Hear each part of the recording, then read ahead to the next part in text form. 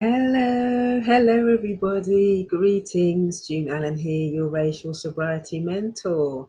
It's been a few days since I've been to see you, so it's so lovely to be back. So lovely to be back. Let me just quickly share the broadcast to my other page, and then we can get into the content. It feels really nice being back, actually. It feels really nice being back. Um, it's not allowing me to. Let's see. Oh, there I am. Okay, there's a delay on there. Right, so let me just share that now to my main page. And also let me share it to my group.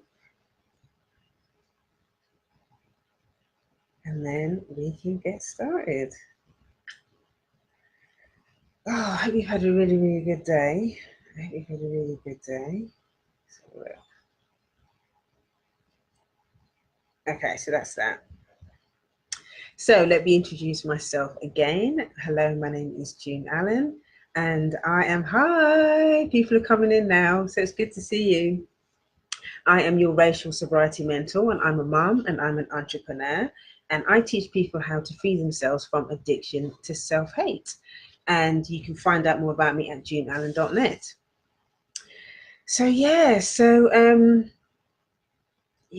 I've been in, just to give you a little bit of background about my story. I've been in 12-step recovery since 2009. And I went into recovery because I was addicted to destructive, abusive, codependent, basically really dysfunctional relationships. And while the experience was really, really amazing, there were so many things that just didn't click for me. But thankfully, throughout the process, I was able to uncover that a lot of the stuff that was underneath my low self-esteem and my addiction to self-hate was internalized racism, old stuff that had been passed down through my family, old stuff that I'd absorbed currently in my own life, through growing up within a difficult family and all the rest of it. And I realized that all of this stuff all stemmed from the impact of racism, basically, various different levels, various different outlets. So as part of the process of being in recovery, I realized that it was important for me to be racially sober. So what does racial sobriety mean? Racial sobriety means that I embrace my blackness, I love my blackness without apology, and that I'm willing to keep doing the work, that I'm willing to be more culturally aware, to celebrate myself and not continue to absorb and act out in ways that that sabotage who I am as a person, where I'm not kind of abandoning myself. And that was such an amazing opportunity to be able to understand sobriety in those ways, because you equate sobriety and recovery with, a lot of people equate it with alcohol, drugs, shopping, all of that kind of stuff. But to be able to see racial sobriety as a term to do with me, looking at the vulnerability of what it means to be black, and how, all the stuff that I've absorbed through and the ancestral line and through the currently living under the system of racism, to be able to see that as something, as a way that I kind of acted out my pain, and to be racially sober, to be so aware of what my racial triggers were, was really quite powerful. So what I did as a result of that, like, I could not keep that to myself. I couldn't keep that to myself. So, I would say the last 4 or 5 years in particular, I've been on a mission to, connect with other people, in not just people in recovery, but any sort of black people that were on the path of healing, that whether they'd gone to therapy or whether they've read loads of books or gone to programs or had mentors or whatever. Any black person that was kind of on the road to getting well and healing from self-hate and trying to love themselves a lot more, I've used what I've learned in the recovery rooms and transformed it into something that's relatable, because not everybody wants to go and sit in the recovery rooms, because it's very dominated by white people. There's a lot more black people now than there used to be, but not everybody wants to go down that road. So, you know, I do talk a lot about recovery, and I do empower, you know, the recovery community, the Black people that are in, or people of color as well in general, that are in the community, in the rooms, because that is an amazing platform to do the work and to talk about the power of racial sobriety. But I also do, you know, empower other people that are looking for other ways, that don't necessarily want to go into those rooms. So that's a little bit about my backstory. So I'm really hoping that you know, that you're going to get something out of today's broadcast, and I'm just really grateful and honored to be able to share my experience, strength, and hope with you today. So today's topic is all about, it's a question from one of my followers, and she says, I want to raise my child to be free. I want her to have boundaries. Can you help me to explain this to her? And yeah, so I had to think about this one. Hi, thanks for joining. Thank you for joining. Any questions or anything, just drop them in the comment box as I'm chatting. Yeah, so this lady's messaged me. If you've got any other messages that you know, or questions that you want to ask me about stuff, you can email me at info@yardofgreatness.com, or you can just DM me. You can DM me on Facebook. Or if you're on Instagram as well, you can DM me on Instagram. I tend to spend quite a lot of time out on Instagram as well at the moment, so you can DM me on Instagram. It's at Yard of Greatness. So yeah, so in terms of this question, the first thing that was important to ask yourself around, you know, wanting your child to be free is, are you free? Are you free? Do you have the freedom to be yourself? Because we can't free our children unless we're freeing ourselves. That's how it works. And I see a lot of parents out there trying to do it the other way around. They want their children to be things that they're not. And that can't work. Children need, that they don't do what you say, they do what they see. Children live what they see. And so it's important for us to be able to start doing the work for ourselves, and to ask ourselves that question, you know, what does freedom mean to you? What does freedom mean to you? You know, if you want to drop in the comment box, you know, what does freedom mean to you? Freedom for me, it means being able to tell the truth, actually being able to tell the truth. And that doesn't mean making myself feel unsafe or be unsafe around other people that don't have the listening. It means, you know, being able to tell the truth in appropriate spaces, and having a tribe of people, having a support network where I can actually be myself. That's what freedom means to me. But if you want your children to be free, you have to first be willing to define what freedom means for you. And it's going to be different for different people. It's going to be different for different people. You know, were your parents free? What have you done over your lifetime where you've been able to free yourself? What have you tried? You know, have you tried different things and it's not happened? It's not really worked out. You know, the trick with a lot of this stuff around parenting and wanting our children to be free is to keep searching for answers, keep looking, keep reading, keep looking, and keep asking the questions, keep asking other people, ask me, ask other people, ask therapists, ask other parents who have free children. You know, it's important to keep asking those questions, because this is not a kind of like a one answer thing. It's something that is ongoing, and it's something that requires growth all the time. It's something that requires growth all the time. I know for me, I have days when I feel free, and I have days where I still feel imprisoned. You know, I feel imprisoned sometimes within my own head. I feel imprisoned sometimes as a Black woman living under the system of racism. Sometimes I feel imprisoned by other people's behavior. And other days I feel like Wonder Woman. You know, other days I feel like Wonder Woman, like I feel really free, and I feel like nobody can touch me. But that's just part of being human. That is just part of being human. And I accept that, you know, being human means being able to accept the rise and fall. There's a freedom in having the acceptance around that part of our humanity, that we're going to have days you know, that feel good, and there are going to be days when we don't feel as good. But it's having that self-acceptance. It's having that self-love to be able to accept this is just part of being human, and this will pass. This will pass. Or there are actions and tools that I can use, that I can take, that are going to help me work through those days that don't feel so good with a lot more compassion and a lot more self-love and a lot more patience. You know, you have to have those tools in place to be able to do that. So that's ultimately what you know, what freedom means. And you know, freedom also requires a responsibility.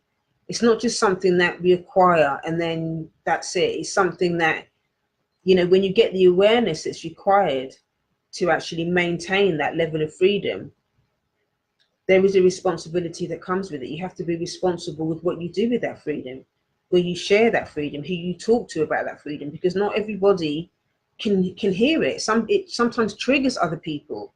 It triggers them because maybe they're not free. Maybe they're not free and they want to be free, and they resent the fact that you are. They resent the fact that you are free. So it's kind of understanding, you know, where it's appropriate for you to talk about your freedom and to talk about, you know, you're feeling confident within yourself. Because, and that I'm not talking about, you know, you having to keep yourself small around other people. You know, it's about boundaries. You know, it's about having really good boundaries. And that is the second part of the question. She says, you know, I want to have her to have boundaries. Can you help me explain this to her? So what is a boundary? To define what a boundary is literally what works for you. Having good boundaries means you're able to define what is yours and what belongs to other people.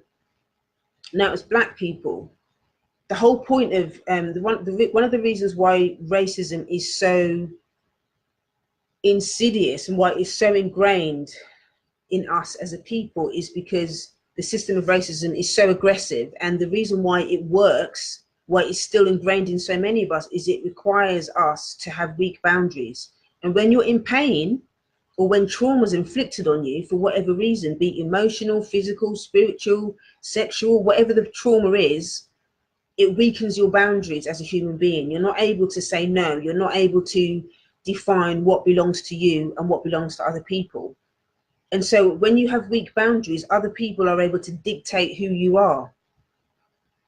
That's how racism works at one level. Now, if you're talking about it internally within a family or within any sort of type of relationship, if you've got weak boundaries within a relationship with somebody, the same applies.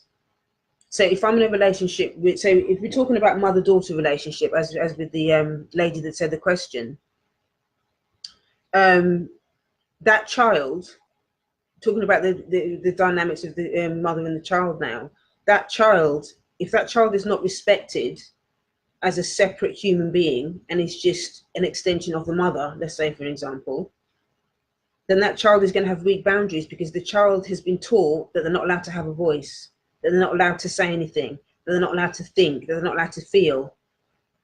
And because a lot of us as Black people have got so much pain that's been either passed down to us or that we've experienced within our own families, we don't have any good boundaries. We just taught, you know, to numb ourselves, and our parents didn't teach us to have good boundaries because we weren't respected. So therefore we pass that on to our children. We can't teach our children boundaries if we don't have them. We can't teach our children good boundaries if we don't have them. So our children then become something that almost become like objects in a way. I know that sounds quite strong, but there's no emotional connection is what I'm trying to say. There's no emotional connection. So the relationship with the child becomes more about what you do as opposed to how you are together. Does that make sense? So the relationship is about, you know, get yourself something to eat, put your clothes on, go to bed. It's more, you know, you're talking about different actions and stuff like that. But there's no emotional connection. There's no emotional connection. Your child can't come to you and express how the child feels because that's never really been allowed. I felt like that as a child. I was never allowed to express anything. I was never allowed to, I didn't feel like I didn't even understand what feelings were because I never really had anyone explain to me that actually it was okay to have feelings because my parents didn't have it, and it's just passed down from the slave plantations in Jamaica. You can't pass on what you don't have. Now, in my journey in recovery and in my journey in going to therapy and doing all this internal work, I've been able to unpick a lot of that, and I've been able to understand now that I first had to understand where my boundaries are around first my relationship with myself, because there's different types of boundaries. It's different types of boundaries when it comes to self. You know, you have to think about, you know, how do I treat my body? Do I have body boundaries for myself? I.e., you know, how much sleep I get? Do I abuse myself with food?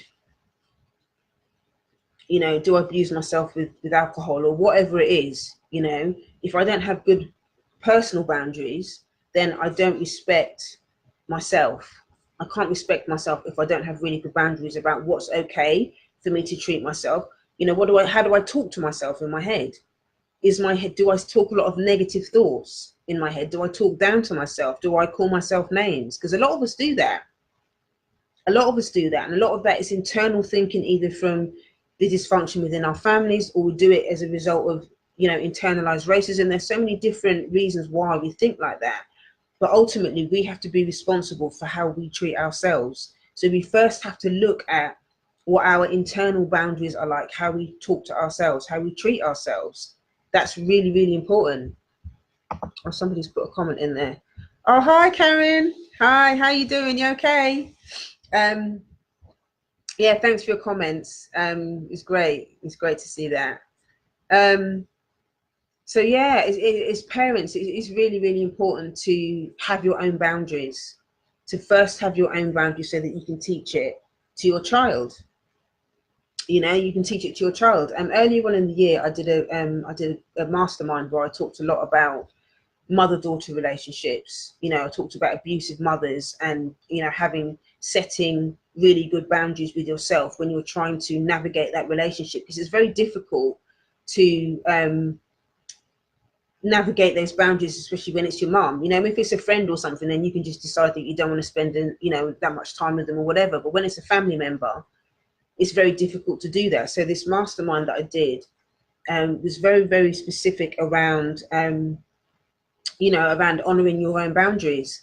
And, you know, I did talk a lot in there as well about being clear about what your boundaries are, and being clear about how effective they were, because you might have boundaries, but do they actually work? Do you give in too easily? Do you give in too easily to your mum or to the family member that's not respecting you?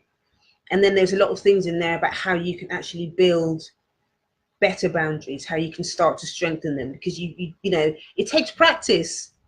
It takes practice. When I first started setting you know, boundaries with you know, toxic family members or whatever, it was really painful. It was really, really painful. But we have to accept that because of the, you know, our history and all the rest of it, there's going to be people in our community that we have to set boundaries around. We have to set boundaries around people in our community, family. And I know I say this to my daughter. You know, I said, look, I have to respect her as a little human being. My daughter's 10. I have to respect her as a little human being. You know, I can't demand respect from her and just expect and not respect her. It has to go both ways.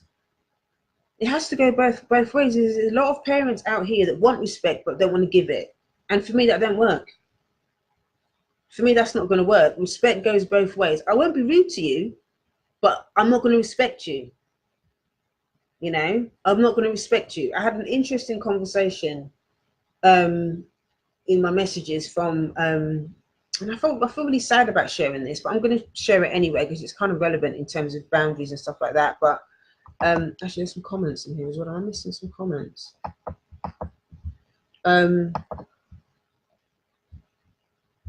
Yeah, there was a I've been doing some work around, you know, parents children going back to school, and, you know, parenting books and all that kind of stuff. So I was looking through some of my parenting books, and I found this one book by this brother. He's quite a renowned writer. He's written quite a few books on parenting and stuff like that. But, you know, on one of the books, he's talking about hitting children basically being okay. And I just thought, I can't respect, the evidence is very clear. Anybody that follows Dr. Stacey Patton's work, or I've written quite a lot of stuff on this as well, around the how damaging it is to a child's self-esteem, to us. Basically, we're doing the work of white supremacy if we're hitting our children. And I know that sounds really harsh, but that is the truth. That is the truth. If you go to what is it now? If you go to backtoschool.juneallen.net, I'll put all the posts up in the comments. But if you go to backtoschool.juneallen.net, you'll find a link in there where I actually wrote a piece about 3 reasons why Black parents still walk their children. And I talk about the psychology behind it and how it's a trauma response and all the rest of it. And anyway, just going back to this guy, just very quickly, I inboxed him and I just said, I took a picture of the page that talked about him hitting children, that hitting children is okay. And I said to him, do you still think this is an appropriate way to raise our Black children? And he kind of avoided the question a bit at first, saying about how he was talking about, children respond to positive attention. And I said, well, that's great, but you didn't really answer the question. And then he started talking about how, he agrees with what it says in the Bible. So I'm just thinking, he's talking about spare the rod and all the rest of it. So, I can't respect that. I can't respect that, because the evidence speaks for itself. It damages children's self-esteem. It's a trauma response. And I don't care how old you are. I'm not going to respect any elders. I'm not going to respect any elders that have that going on. I can be compassionate and understand that it's a trauma response, but you ain't going to get my respect. And I'm not going to, I can't read any of his books now. I'm going to actually put them in the bin. I'm not going to take them to a charity shop, because I don't want any other Black parents reading those books, So if you want your children to be free, and if you want your children to have good boundaries, you've got to respect their boundaries. And when you hit children, you violate their body boundaries. You violate their physical boundaries. Anybody that really wants to go deeper with this subject, you need to read Dr. Stacey Patton's book, Spare the Kids. If you go to sparethekids.com, I beg you read that book, because it's going to be very, very difficult to justify. It's difficult to justify doing that to our Black children after you've read that book. I mean, that book, I've got it here actually. This is it. It's an absolutely fantastic book. If you go to her Facebook page, yeah, there she is. If you go to her Facebook page, her Facebook page is just so raw and so amazing and so truthful and so passionate. She's an advocate for Black children. She wants Black children to be free, and she doesn't care who comes up on her page. She would just tell them straight. And I actually wrote an article for her website last year about 3 reasons why parents still do it. But if we want our children to be free, and if we want us as a people to be free and to have good boundaries and to have good relationships, we have to take ownership of how we raise our children. We have to make different choices about how we raise our children. We have to make different choices about how we treat ourselves, because we can't teach our children what we don't have. And I think a lot of times, to be honest with you, a lot of parents, a lot of elders are still justifying this. And I wrote about this in the piece, actually. A lot of parents don't want to change that behavior, because it's going to require them to get honest about what their parents did to them. And sometimes the denial about that keeps them stuck in justifying the behavior, what they think is okay to do to other children. But we just recycle. That's just white supremacy on autopilot. That's just white supremacy on autopilot. So we have to be willing to change, change that behavior. We have to be willing to change that behavior. I have two. Actually, there's one. The first training I'm going to tell you about, I do have one about boundaries, what I was talking about earlier. If you go to boundaries.juneallen.net, I talk specifically about all the stuff I was saying before about the different types of boundaries, how to build better boundaries, there's a specific chart in there that helps you map out what your boundaries are. You can print it off and actually, write out the bits and stuff like that. it's very, very important and very in-depth way of kind of really getting clear around where your boundaries are so you can begin to change them and what you need to do. The other training that I wanted to tell you about is called Mindful Motherhood, and I go into more detail about Dr. Stacey Patton's work, and the stuff that I've done as well around how I've changed the game. I was raised in a house where I was hit as a child. You know, I got beaten as a child. I saw my brothers and stuff getting beaten as a child, and it was the most traumatic thing. And it's you know, I've had to do a lot of work in therapy around unpicking a lot of that stuff. And the reason why I ended up in so many relationships that were abusive is because I didn't have any boundaries. I didn't have good boundaries as a child. And so I learned that basically people could do what they want to me because I didn't know how to say no. I didn't understand how to stick up for myself because I wasn't taught it. Because if your parents who were there supposed to love you and take care of you are doing things to you, or if maybe one parent was doing the hitting and the other parent was doing nothing, the silent parent is just as abusive as the active parent, because then that's kind of covert abuse by doing nothing. What you learn is that it's okay for grown-ups to hit children and the other grown-ups don't do anything, and it's okay because no one's sticking up for you. You're just there getting hit and that's it. You internalize that. You're going to internalize that, you know, and you don't have to. You know, the power of racial sobriety, the power of going on this empowerment journey means that you can unpick this stuff and you can see it for what it is. And I've learned to understand that the only reason that I can free my daughter is by freeing myself. I only get to free my daughter by freeing myself, because then she learns by example, not through what I say. She knows I respect her because I don't hit her. I've never hit her. She knows I respect her boundaries, even her hair. If she doesn't want me to touch her hair or comb her hair, then I have to respect. I have to say, well, your hair needs to be done for school, but we try and negotiate it, because at the end of that, it's her body. I want her to understand that she has the right to take charge of her own body. And so that has to be taught from when she's small. And a lot of us as Black people don't know how to teach that to our kids because we weren't taught that. We were taught is just do as you're told and let our parents do whatever. And we don't learn how to take care of ourselves. We have to learn how to respect our children a lot more. You know, just like our ancestors did. Our ancestors used to worship children like they were gods because they thought that they were reincarnated ancestors. Dr. Stacey Patton taught me that. She taught me that. You know, so we really have to be intentional about our boundaries. We have to be intentional about and honest about where our boundaries are so that we can pass that on to our children. So the last thing I wanted to share with you was the three things that are going to help us, three more things that that are going to help us to free our children. Number one is let our children think for themselves.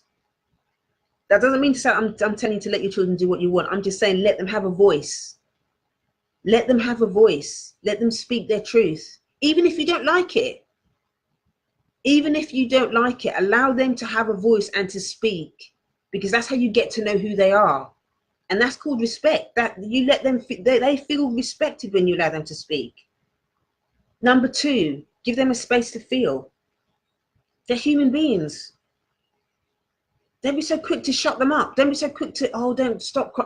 They're human beings.